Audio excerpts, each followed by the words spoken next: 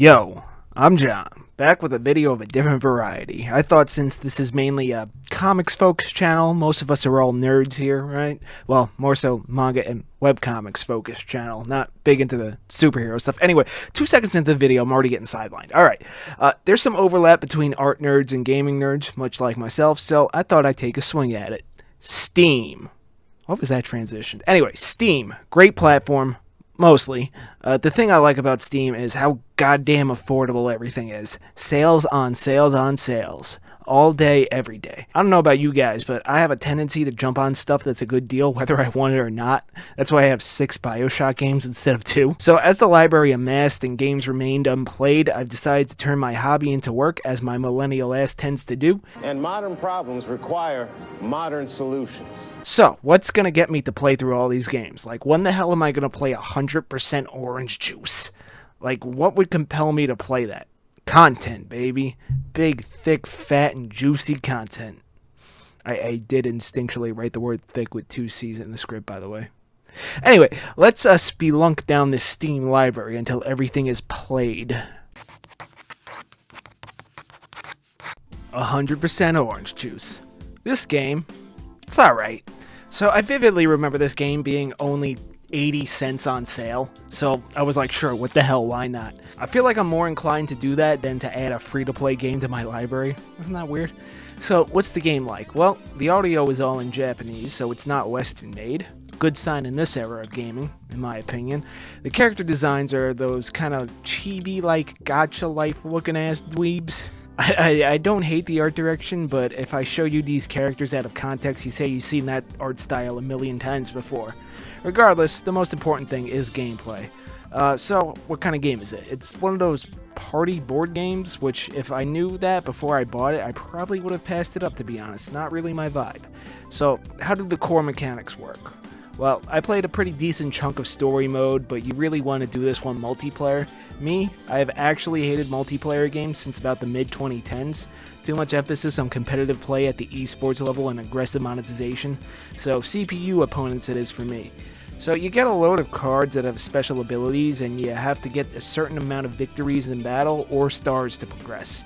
The cards can drastically alter the tide of the game. It's kind of repetitive and predictable when you play against CPU opponents after a while, so if you're to give it a go, play multiplayer. And by the way, it's way easier to go for all the stars. I had a bit of fun with it. It wasn't terrible, but I can't see myself coming back to it. It ran fine on my aging hardware, and if you like the bright, colorful, cartoony art styles, you might dig the visuals. It just kind of bored me after a while. If you want to pay to win, you can. Sort of a gacha game with a shitload of DLC characters, but it's not really as egregious as some of the bigger names in the genre. You can play perfectly fine regularly without the DLC. It's alright. I mean, it's alright, like... Sorry for the EDP jump scare. Normally, I thought I'd give these games a rating, maybe a number, or a recommended or don't recommend, but I honestly only played about 2 hours before basically getting everything out of the game that there was pretty much there to offer. I mean, sure, you can unlock more cards and get more abilities, but it just didn't want to keep going. Not bad for 80 cents, though. This one really depends on your taste. If you like chibi aesthetics meets Mario Party plus gacha, go for it. If you don't, don't. Next game, Abyss School. Now we're talking.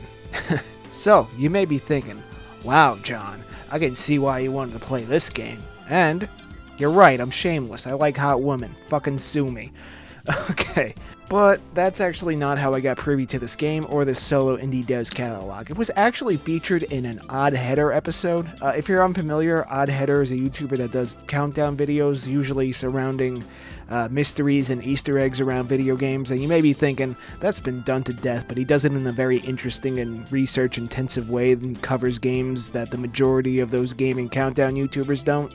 Trust me, he's never gonna go, did you know Super Mario Bros. 2 is actually Doki Doki Panic? None of that crap. Recommended channel if you don't know him. So yeah, there was some weird footage in the files, but that's since been patched out. I don't know. Whatever. We're not here for that. We're here for this game, and it's a survival horror. I like survival horrors, casually. Resident Evil. You know, sort of the big names, really. Never played Silent Hill, though, because inaccessible. Want to play it on the original hardware. You know what I mean? as intended. Anyway, I couldn't finish this game, and I will tell you why later. So, we follow this girl who gets transported to this weird underwater school where there are zombies, and we have to do a series of puzzles to progress and find our way out. Simple as that. Now, personally, I'm a fan of the art direction because, well, you know why. As for the gameplay, it's honestly not bad. The puzzles aren't as brain dead as like Resident Evil 3 Remake's one single puzzle. I can't get over how shit that was and how it was the only one in the game. Maybe one day I'll do a video on character assassination and talk about the bastardization of Jill Valentine, but I'm going off on a tangent again. Typical for one of my videos nowadays, isn't it? Fucking scatterbrained. Anyway, the puzzles. Yes, they're not brain dead, but you won't need a guide. The controls feel a bit stiff, although I did play with a controller. It might feel different with a mouse and keyboard, but you get used to them after a while. They're not terrible. So there are zombies a little bit into the game, and they all walk in a set pattern. Easy enough. When they hit you, the protagonist, who has a name, but it escapes me, it's Korean, on screen now. She loses articles of clothing because this game is for gooners by gooners, like you. You should see some of this guy's other games. This one's tame. So, the reason I didn't finish this game is because there's an enemy a little later on that just beelines right for you. No pattern. Fair, zombie game, I get it. You gotta make the game harder as it goes along. Typical design philosophy. But no matter what, I can't shake this bitch. Run down the halls, start to figure out the puzzle, you get bit. Go into the classroom, look for clues, bit. Try to backtrack to see if you missed anything, bit. It became a bit frustrating, so I dropped it. Sorry. I wasn't expecting too much from a guy making the entire game himself, but this enemy was just too damn annoying. For what it's worth, I did actually enjoy the early bits of the game. Maybe a bit of tweaking and patching could make the game pretty solid. As of now, this is another did not finish for me, but I did play it. Okay, so it counts. I actually did get a few of his other games. He only sells them for like $5, so, you know, pretty good deal. And I've actually heard Crawling Lab is his best one, so looking forward to playing that one. Recommend or don't recommend? Recommend. Maybe you can get past the stalker enemy. I like the character designs and aesthetic, obviously. No voice acting, though. It's kind of weird. I just can't get past that damn stalker enemy, man. Maybe I just suck at video games. We'll see eventually. I do have Dark Souls in my library. Never played those yet. Anyway, next game. Persona 3 Reload. Oh boy, this game is why there are only 3 games in this episode. I wanted to do 5 per episode, but we're cutting it down to 3 if a jrpg is involved, and I have a lot in my life. Probably my second favorite genre of game after like brawlers. Can you tell I'm a big Yakuza fan?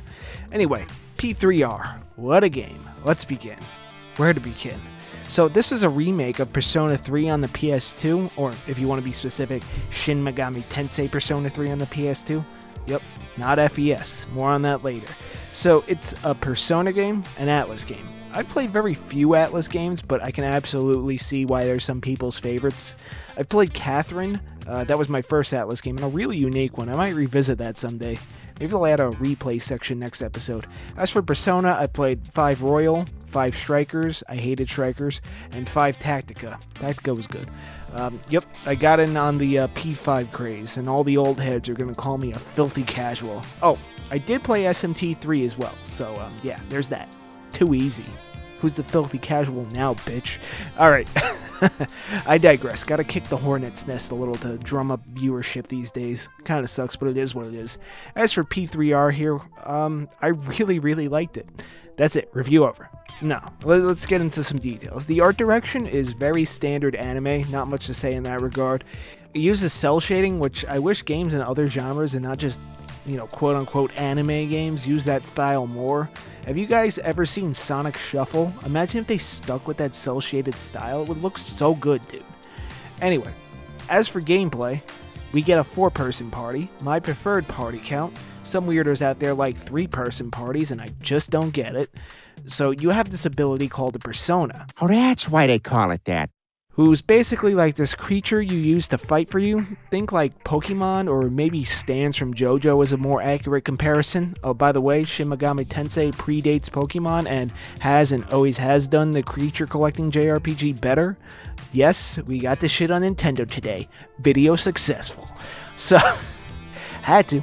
So there's a mechanic in-game referred to as one more, or you could shift, I guess, a baton pass if you played P5. That's what they called it in that one. Or I believe the official name for this style of play is press turn, whatever you call it. You can exploit a target's weakness and either follow it up with another attack or pass it to another party member. You knock them all down, you can do a special all-out attack that greatly reduces your enemy's HP.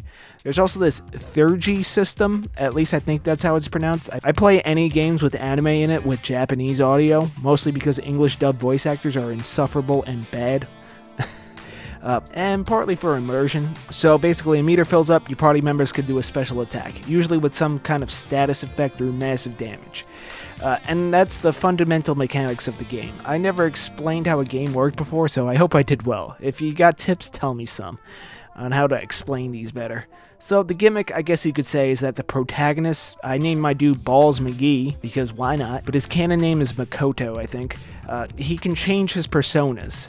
Think like Pokemon.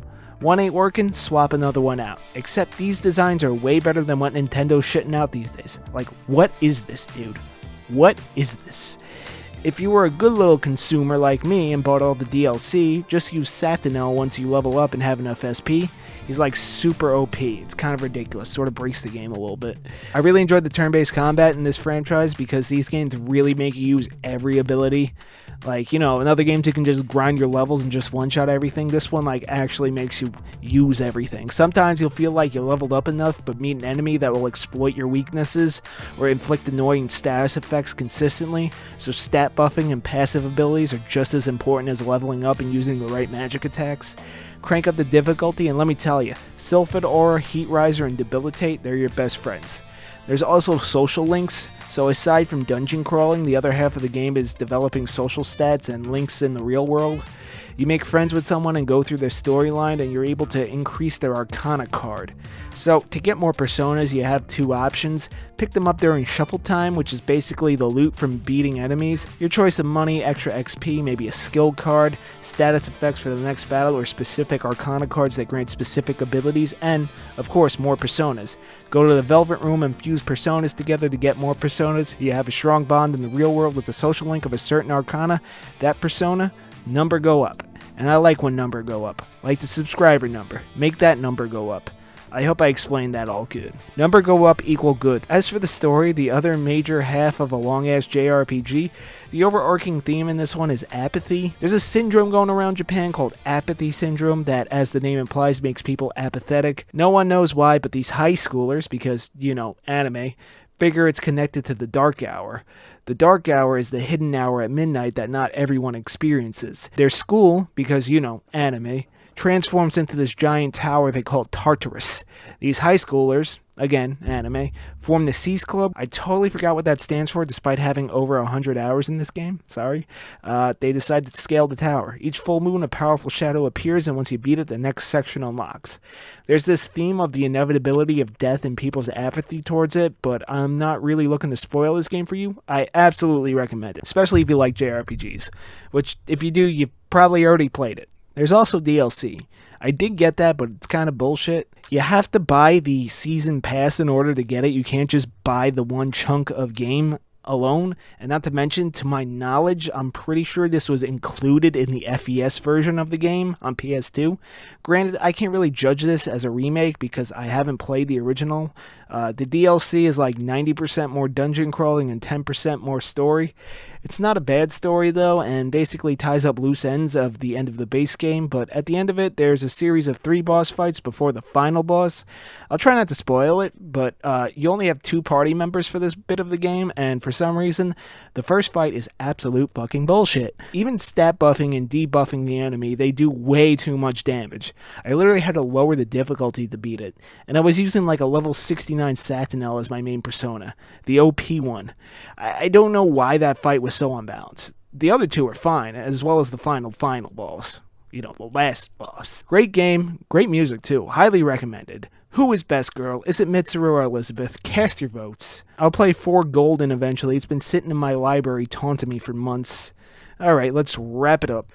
Alright, so thank you very much for watching this video. If you liked it, then like it. Hype it. God, that sounds cringe, but I gotta say it now. Hype the video. Ugh. Share it, comment, you know, do the thing. Have you played any of these games before, and do you agree or disagree with my takes? What game should I do for episode 2? I'll scroll my library alongside the Patreon names. Ah yes, Patreon. Check it out for just $1 a month if you want to support my work on the channel and get Doomsayer pages early. Doomsayer is my dark fantasy comic that you can read on my website. Mature audiences only. And yeah, that's a wrap on episode 1 of Steam Library Spelunking, or whatever I'll end up calling it. Consider that the beta name for this series. If you hate it, hey, more comics and art content on the way up next. For now, I've been John, you've been great, I'll see you again real soon.